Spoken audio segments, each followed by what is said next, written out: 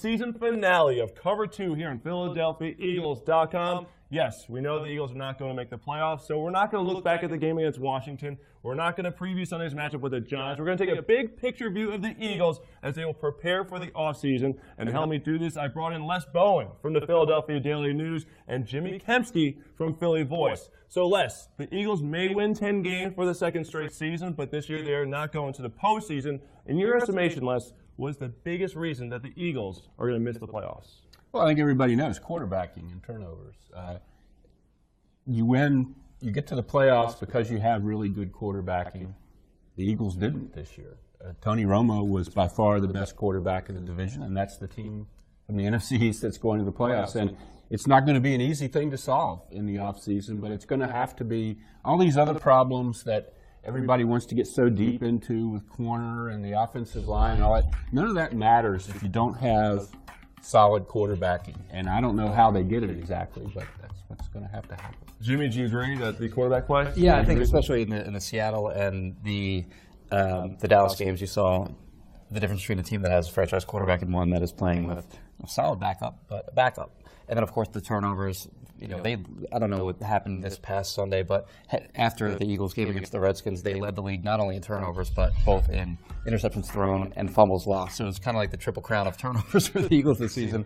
And then defensively, they gave up more 20-plus yard pass plays than another team in the NFL. So, I mean, if you look at the majority of their games, and even in many of their losses, for the better part of the game, I think they outplayed most of their opponents, but they just got killed by those kind of devastating plays in that the turnovers on offense and then the big plays when they're on defense. So let's look at the free agency picture. Two of the biggest guys. We'll look on offense. You have Jerry Maclin, Brandon Graham, arguably the biggest free agent on the defensive side of the football. Les, in your estimation, who is more important to keep? What do you think the Eagles have to do looking forward? Because there's just a lot of big questions that this Eagles team must answer in the offseason. Boy, that's a real good question. I think you really want to keep Maclin here. He's your number one pick from 2009. He had a great year. He should be in the Pro Bowl. He's a character guy. There's just no reason to not give a real effort to re-signing him. Franchise him if you have to, I think. You don't want to. Another thing is, you have enough stuff you have to fix. You don't need to fix that too. Brandon Graham's a tougher consideration. I would like to see him back. A lot of times, this kind of stuff, though, has to do with the agent and what the agent wants. And I don't get the sense that, even though Brandon has done a wonderful job adjusting to the 3-4, that he really sees himself, or maybe his agent sees him as a 3-4 player. But I don't know. I don't know what the market is. Everybody's talking about, everybody loves pass rushers. Did Brandon Graham do that much that he's going to be? We just don't know who else is going to be on the market and what the price tag is going to be for keeping Brandon Graham. I think they'd like to keep him. Jimmy, do you think there are other issues that the Eagles must address in addition to taking care of the in-house matters like free agency? Well, just in terms of the free agents, just to piggyback off what Les was saying with Jeremy Maclin, I think they almost have to bring him back because you look at the wide receiver position, you have Riley Cooper at a down year, certainly didn't have as good a year this year as he had in 2013. Then, of course, they brought in Josh Huff, they brought in Jordan Matthews to be determined where they're going to play Jordan Matthews going further. Are they going to keep him in the slot? Are they eventually going to give him a little bit more outside responsibility? So Maclin is a guy that I think really was one of the, if not the best player on the offense. Certainly for me was just probably one of the biggest pleasant surprises on the team this season. And then defensively with Brandon Graham, I think the Eagles should want to bring him back because you have a situation there where Connor Barwin's coming back. I mean, that's the only sure thing coming back at outside linebacker.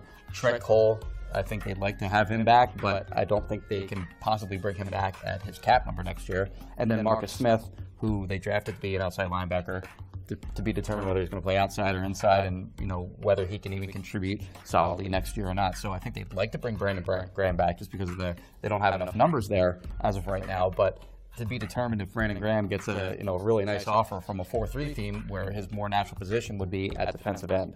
Now, in terms of other issues going forward, what would be the other biggest question, I guess you would say, going to the offseason? Yeah, well, it'd be quarterback for me, and then just however many other pieces that they can add to the defense, and more specifically the secondary, where I think cornerback is an issue, and then I think they've been looking for a safety for a long time. They brought one in, Malcolm Jenkins last year. I think they'd like to add another piece next to him. Les, you get the last word.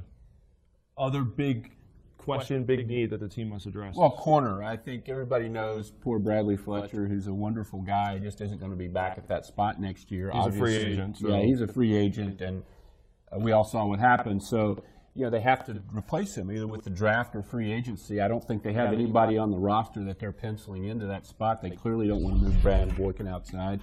And Nolan Carroll, they like in that dime role. I don't think they see him as an outside starter. So that's, after quarterback, that's question one for me. What do you do back there? You have to be better. You have to be competitive against good receivers. It's going to be a very interesting offseason. He's Les Bowen from the Philadelphia Daily News. He's Jimmy Kempski from Philly Voice. And I'm Chris McPherson. Thanks for joining us all season long on Cover 2 here on PhiladelphiaEagles.com.